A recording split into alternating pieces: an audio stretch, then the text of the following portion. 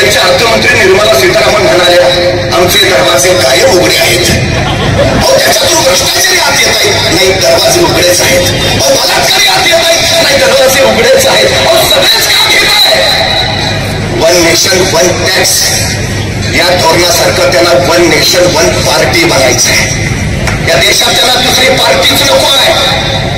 एक देश एक पक्ष ही भूमिका आहे आणि हीच हुकुमशाहीची सुरुवात आहे, हे पहिलं लक्षात घ्या. One nation one party, one nation one leader आणि वन नेशन नो इलेक्शन हे पुढचे टप्पे आहेत त्यांचे. नाहीतर सुरतला काय झालं? भाजपचा उमेदवार बिनविरोध निवडून आला, काँग्रेसच्या उमेदवाराचा अर्जच पास झाला. तो काँग्रेसचा उमेदवार म्हणे बेपत्ता आहे. चंदीगडला महापौर पदाच्या निवडणुकीत काय झालं? निवडणूक निर्णय अधिकाऱ्यानं सीसीटीव्ही समोर 6 मतं पास केली. नशीब सीसीटीव्ही होते. सुप्रीम कोर्टाने या घटनेची दखल घेत त्याचं वर्णन केलं, मर्डर ऑफ डेमोक्रेसी, ही लोकशाहीची हत्या आहे. 70 वर्षामध्ये कधी घडलं नव्हतं. संसदेमध्ये एकाच दिवशी 146 खासदारांचं निलंबन केलं गेलं आणि त्याच्या अनुपस्थितीमध्ये हल्लीची विधेयकं पास करून गेली. ही कशाची सुरुवात आहे? कुठल्या दिशेनं चाललो आहे? आम्ही राजकीय विरोधक आहे म्हणून देशात हुकुमशाही येते असं म्हणत नाही. स्वीडनशील संस्थेनं परवा एक अहवाल प्रकाशित केला. 14 साली देशावर कर्ज होतं 55 लाख कोटी. आज 2024 साली देशावर कर्ज आहे 205 लाख कोटी. कुणाला वाटत असेल माझ्या डोक्यावर कर्ज नाही, मोदी सरकारने करून ठेवलंय 1.5 लाखाचं कर्ज तुमच्या डोक्यावर.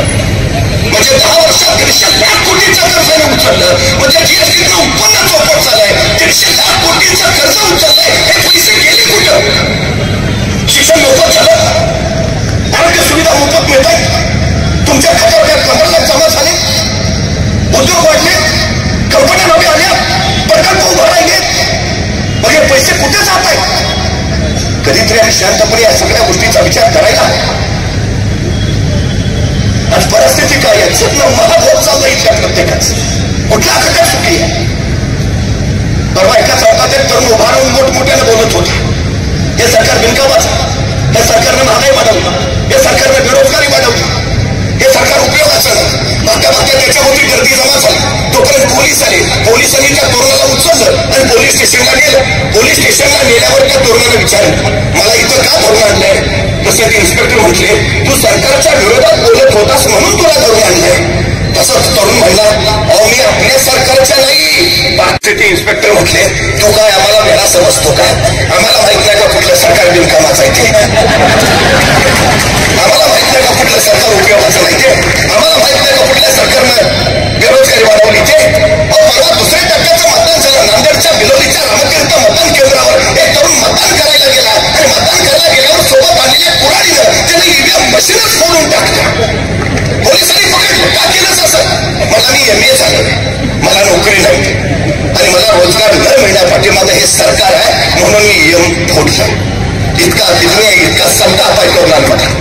किलो रेशनचं धान्य शिजवायला 1150 रुपयाचा सिलेंडर घ्यायचा.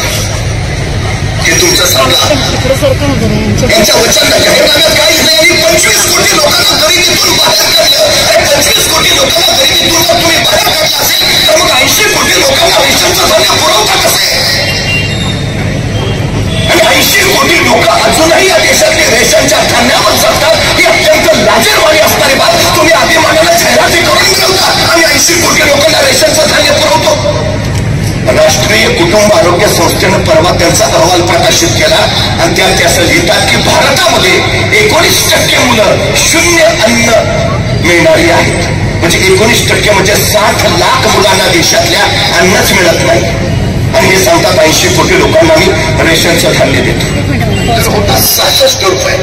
आणि आज जागतिक बाजारपेठेमध्ये क्रूड ऑइलचे दर आणखी कमी असताना भारतामध्ये पेट्रोल मात्र झालंय 110 रुपये. डिझेल 56 रुपये होतं, ते 96 रुपये. 35 रुपये लिटर दरानं पेट्रोल देऊ अशी गॅरंटी तुम्ही दिली होती. आज त्याच पेट्रोल पंपावर तुमचे बॅनर झळकतायत, उज्ज्वला गॅस योजना. परवा आमच्या शेजारच्या काकू आल्या, म्हटल्या पूर्वी माझे पाय खूप दुखायचे, मला उठता बसताना प्रचंड त्रास व्हायचा, माझ्या गुडघ्यातून भयानक वेदना निघायच्या. नंतर मला उज्ज्वला गॅस योजनेबद्दल कळालं. मग मी त्या योजनेतनं गॅस सिलेंडर घरी आणलं. आता मी सिलेंडरवर बसून चुलीवर स्वयंपाक करते.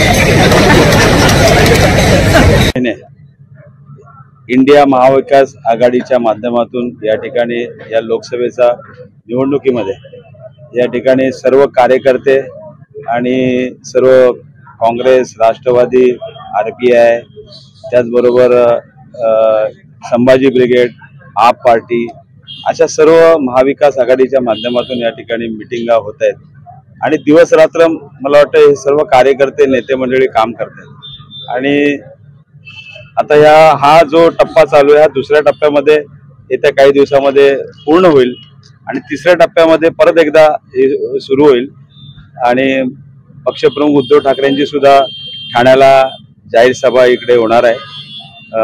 उद्या आम आदमी पार्टीचे संजय सिंग या ठिकाणी ठाण्यामध्ये येत आहेत।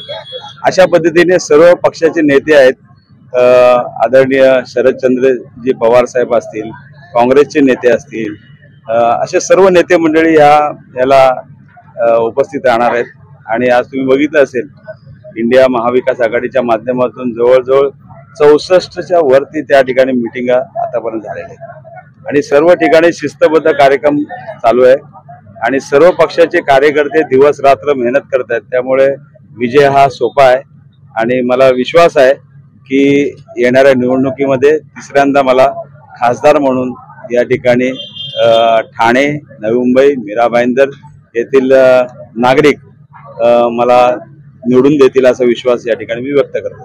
साधारणपणे हे म्हणण्यापेक्षा प्रत्येक पक्षाला त्यांच्या पक्षाची ध्येय धोरणं राबवण्याचा हक्क आहे आणि ते मला वाटतं ते निभवतात, एवढाच विषय।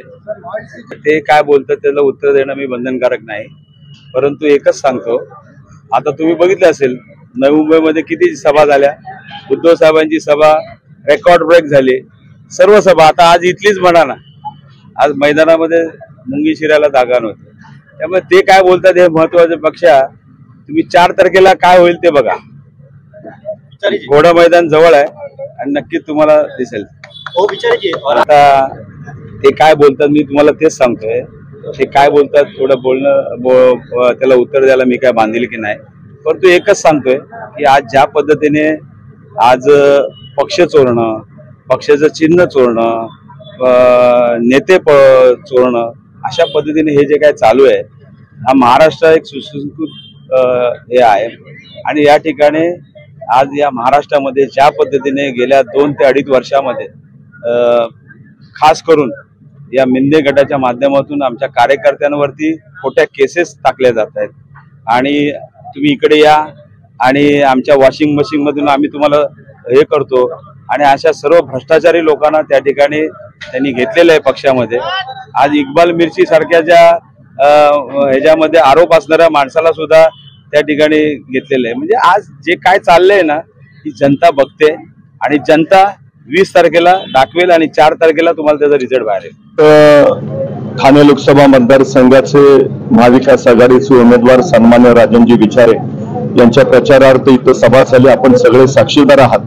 जनमानसांचा प्रचंड उत्साह आणि प्रचंड प्रतिसाद हे सांगतोय की सन्मान्य राजनजी विचारे या लोकसभेला पुन्हा एकदा हॅट्रिक करतील आणि ठाणेकरांच्या सेवेसाठी खासदार म्हणून निश्चितपणे पुन्हा रुजू होतील। खरं तर गेली 10 वर्ष त्यांनी जे इथं काम करून ठेवलंय, रस्त्यापासून रेल्वे स्टेशन पर्यंत, पाण्यापासून ते अगदी उद्योगांपर्यंत आणि पोरांपासून थोरांपर्यंत, अगदी मग ते आरोग्य सुविधा असेल किंवा क्रीडा संकुल असेल, या सगळ्याची जाणीव इथल्या सर्वसामान्य माणसाला आणि खरं तर विकास कामांच्या बळावरच राजनजी विचारे निश्चितपणे हॅट्रिक करतील। पद्धतीचं यश मिळताना दिसत आहे। ही निवडणूक आता जनतेनंच हातात घेतलेली आहे, त्यामुळे निश्चितपणे तुम्हाला बदल दिसेल आणि 35च्या पुढे महाविकास आघाडी निश्चित या जागांवर विजय होईल।